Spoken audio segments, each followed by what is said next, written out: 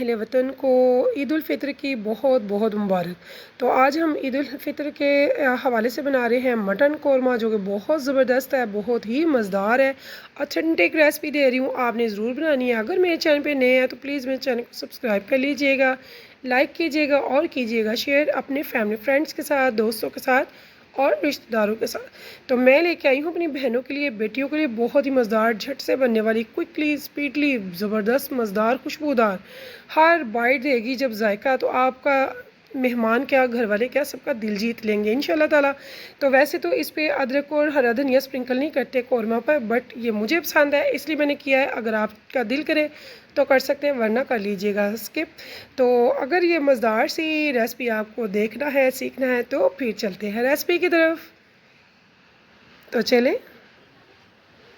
बिस्मिल्लाहिर्रहमानिर्रहीम, शुरू के नाम से जो बड़ा मेहरबान निहायत रहम करने वाला है। तो अस्सलाम वालेकुम व्यूअर्स, कैसे हैं आप? इंशाल्लाह ताला मेरी यूट्यूब फैमिली अल्लाह पाक के फजल करम से बखैरियत होगी। वो है 1 प्याली घी और साथ में 2 मीडियम प्याज। तो प्याज मेरे तकरीबन 200 ग्राम है। यहाँ पे देखिए जी, हमारा जो है प्याज बहुत अच्छा सा गोल्डन हो चुका है, इसे हमने जलाना नहीं है। इस टाइम पे हम इसे निकाल देंगे। अगर आप जलाते हैं तो ये हमारी हंडिया जो है वो हो जाती है डार्क कलर की, जो अच्छी नहीं लगती है, तो इसलिए हमने इसे गोल्डन सा करके निकाल दिया। फिर 2 टेबलस्पून भर के मैंने डाल दिया है लहसुन अदरक का पेस्ट, फ्रेश कुटा हुआ।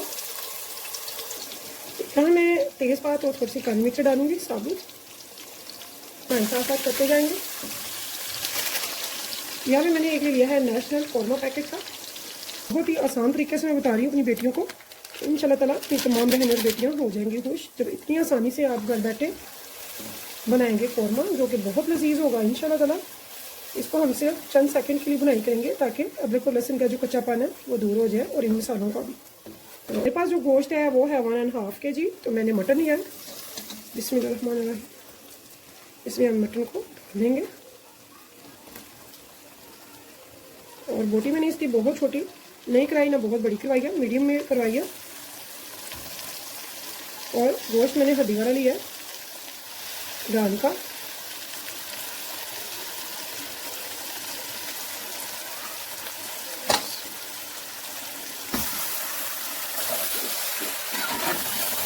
इसमें मसाले हैं, घी है, तो गोश्त हमारा लग जाएगा या जल जाएगा, क्योंकि हम जब गोश्त में कच्चा डालते हैं तो कच्चे गोश्त में बहुत ज़्यादा पानी होता है।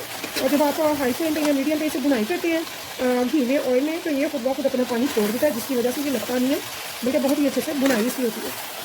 यहाँ पर ये देखिए, जब हमने डाला था उस टाइम पर इसमें वाकई में कोई चीज़ नहीं थी, क्योंकि सिर्फ घी था। तो अब इसमें माशाल्लाह से मॉइस्चर है। और इस टाइम पे आप देख सकते हैं कि हमारा जो गोश्त है उसका काफ़ी हद तक कलर चेंज हो चुका है। तो यहाँ में मैंने 5 से 7 मिनट हो चुके हैं इसे बुनाई करते हुए। तो मैं डाल रही हूँ रेड चिली पाउडर, या आप अपने टेस्ट के अकॉर्डिंग भी डाल सकते हैं। तो मैं यहाँ पे 1 टेबलस्पून डाला है रेड चिली पाउडर का, 1/2 टेबलस्पून डाला है नमक का, और जो मेन है इसका वो है धनिया पाउडर। तो धनिया पाउडर मैं इसमें डाल रही हूँ 2 टेबलस्पून, और 1/2 टेबलस्पून साबुत तेज़ीरा। अब एक बार इसको कर लेंगे मिक्स। बहुत ज़्यादा बुनाई हमारी मसाला से हो चुकी है, बहुत ज़्यादा करने की जरूरत नहीं है, बस एक बार अच्छे से इसे मिक्स कर लेंगे। और मिक्स करने के बाद हम इसमें डालेंगे पानी। अगर तो बीफ है तो मेरी प्यारी बेटियाँ इसमें पानी डालेंगी थोड़ा सा ज़्यादा, यानी कि 2 गिलास। तो अगर हम डाल रहे हैं मटन, तो मेरे पास मटन है तो मैं इसमें 1 गिलास पानी दूँगी इसको टेंडर करने के लिए। मटन जल्दी ही टेंडर हो जाता है। इसकी अगर मैं विसल लेती हूँ तो वो 8 से 10 मिनट की होगी। तो अगर आप बीफ लेते हैं तो बीफ की होगी 15 से 20 मिनट, ठीक है। तो अगर आप विदाउट प्रेशर कुकर पकाते हैं तो फिर मस्ट है कि 1 घंटा आपको बीफ पे और आधा घंटा मटन पे लगेगा। अब हम इसमें डालेंगे पानी।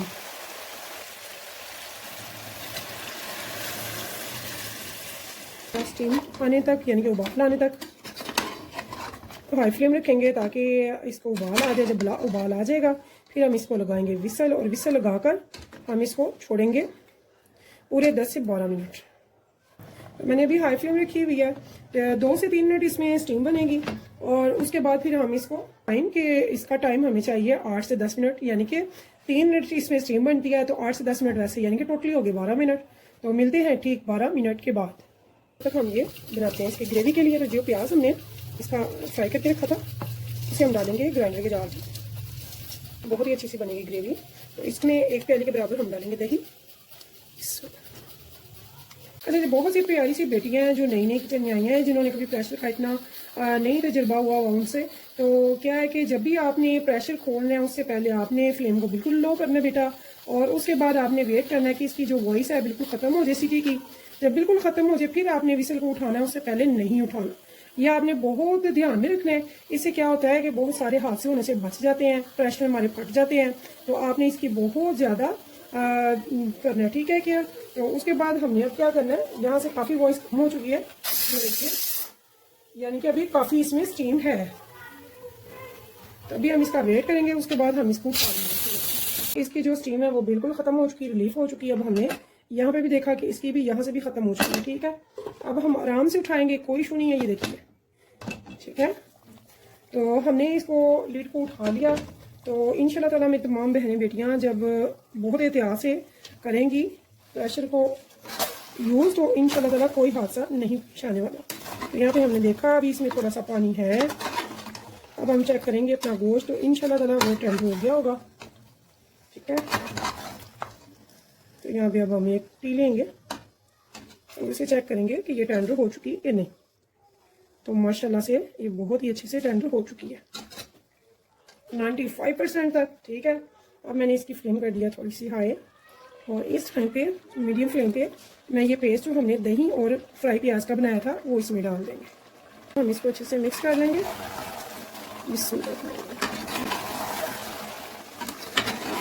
और जो हमारे मिक्सी के जार में दही और प्याज लगा हुआ है उसमें हम आधी प्याली पानी डाल के तो उसका खंगाल भी इसमें डालेंगे ताकि वो भी वेस्ट ना हो, वो भी हमारे खाने में चला जाए। इतना मज़ेदार सा, दानेदार सा, टेस्टी सा हमारा बनकर तैयार होगा कौरमा, यकीन जाने। खाना है इसका मसाला या फिर शोरबा। तो मैंने 1 प्याली इसमें पानी डाला है इसी जार में डाल के, ताकि ये प्याज और दही का मसाला भी इसमें शामिल हो जाए। तो बहुत ही अच्छा सा रस्मी सा होगा। हमने पतला वाला शोरबा नहीं किया क्योंकि वो पतला वाला अच्छा लगता ही नहीं है। तो बाकी आपकी चॉइस है, हर बंदे की अपनी चॉइस है, जैसा आपको पसंद है। इस टाइम पे आपने चेक करना है, और यकीनन थोड़ा सा कम ही होगा तो आपने उसे पूरा कर लेना है, ठीक है।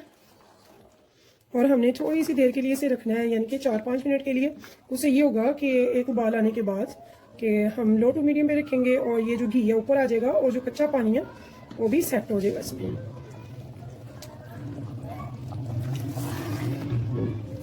माशाल्लाह से बहुत ज़बरदस्त है, बहुत ज़बरदस्त टेस्ट है। बिल्कुल ऐसे लग रहा है जैसे देगी कौरमा हो।